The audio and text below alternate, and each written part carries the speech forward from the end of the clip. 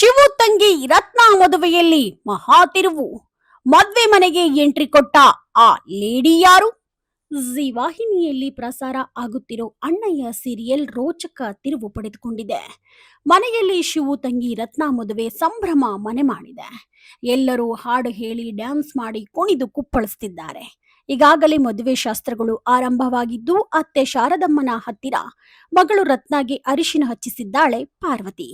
ಆದ್ರೆ ಈ ಮದುವೆ ನಡೆಯೋದಿಲ್ವಾ ಅನ್ನೋದು ಸದ್ಯದ ಕುತೂಹಲಕ್ಕೆ ಕಾರಣವಾಗಿದೆ. ಮದುವೆ ಮನೆಗೆ ಬರುವ ಪುಟ್ಟ ಮಗುವೊಂದು ಪರಶುವನ್ನ ನೋಡಿದ ಕೂಡಲೇ ಅಪ್ಪ ಅಂತ ಬಂದು ಆತನನ್ನ ತಬ್ಬಿಕೊಂಡಿದೆ. ಹಾಗಿದ್ರೆ ಸಂಪೂರ್ಣ ಸಂಚಿಕೆಯಲ್ಲಿ ಏನೆಲ್ಲ ಆಗ್ತಿದೆ ಅನ್ನೋದನ್ನ ಹೇಳ್ತೇವೆ. ಎಲ್ಲೂ ಕೂಡ ಸ್ಕಿಪ್ ಮಾಡದೆ ಈ ಸ್ಟೋರಿ ನೋಡಿ. ಶಿವು ತಂಗಿ ಮದುವೆ ತನ್ನ ಮಾವ ವೀರಭದ್ರನ ಮಗ ಪರಶುನೊಟ್ಟಿಗೆ ನಡೆಯುತ್ತಿದೆ. ಹೇಗಾದ್ರೂ ಮಾಡಿ ಈ ಮದುವೆ ಆಗ್ಬೇಕು, ಯಾವುದೇ ಕಾರಣಕ್ಕೂ ಮದುವೆ ನಿಲ್ಬಾರ್ದು ಅಂತ ವೀರಭದ್ರ ಹಾಗೂ ಪರಶು ಪ್ಲಾನ್ ಮಾಡಿದ್ದಾರೆ. ಯಾಕಂದ್ರೆ ಶಿವು ತಂಗಿಯನ್ನ ಮದುವೆಯಾದ್ರೆ ಶಿವುವನ್ನ ಹೇಗೆಲ್ಲ ಆಟ ಆಡಿಸಬಹುದು ಅನ್ನೋದು ಅವರಿಬ್ಬರ ಲೆಕ್ಕಾಚಾರ ಆಗಿದೆ.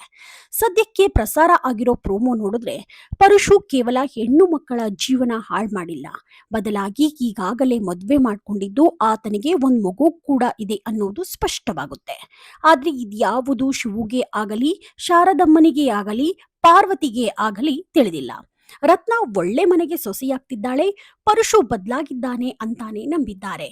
ಈಗ ಮದುವೆ ದಿನವೇ ಪರಶುವಿನ ಅಸ್ಲಿ ಮುಖ ಬಯಲಾಗೋ ಸಮಯ ಬಂದಿದೆ. ಪರಶು ಎಂಥ ವ್ಯಕ್ತಿ ಅನ್ನೋದು ಗೋಡಂಬಿಗೆ ತಿಳಿದಿದೆ. ಆದ್ರೆ ಆತ ಕೂಡ ಪರಶು ಬದಲಾಗಿದ್ದಾನಂತ ತಿಳಿದಿದ್ದು ಈ ಮದುವೆ ನಿಲ್ಲೋದ್ ಬೇಡ ಅಂತ ವೀರಭದ್ರನ ಕಾಲಿಗೂ ಬಿದ್ದಿದ್ದಾನೆ. ಇನ್ನು ಮದುವೆ ಶಾಸ್ತ್ರದ ವೇಳೆ ಪೊಲೀಸ್ ಜೊತೆಗೆ ಮದುವೆ ಮನೆಗೆ ಬರುವ ಹೆಣ್ಣು ಮಗಳು ಯಾರೆಂದು ಗೊತ್ತಿಲ್ಲ. ಆದ್ರೆ ಆಕೆ ಪರಶು ಮದುವೆಯಾಗಿರೋ ಮಹಿಳೆ ಅನ್ನೋದು ಮಾತ್ರ ಗೊತ್ತಾಗ್ತಿದೆ.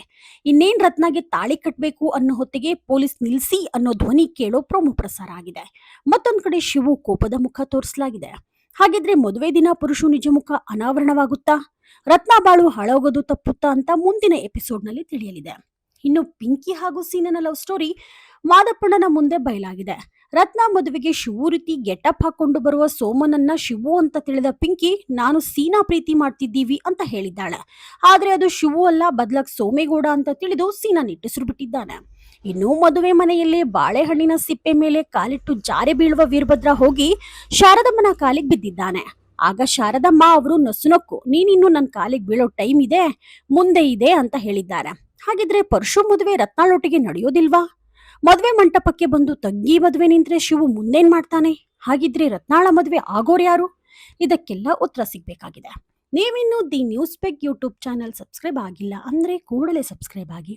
ಲೇಟೆಸ್ಟ್ ಹಾಗೂ ಅಪ್ಡೇಟ್ಸ್ ಸುದ್ದಿಗಾಗಿ ನೋಡ್ತಾ ಇರಿ the news peg YouTube channel. Roopa Vishwas, the news peg, Davanagere.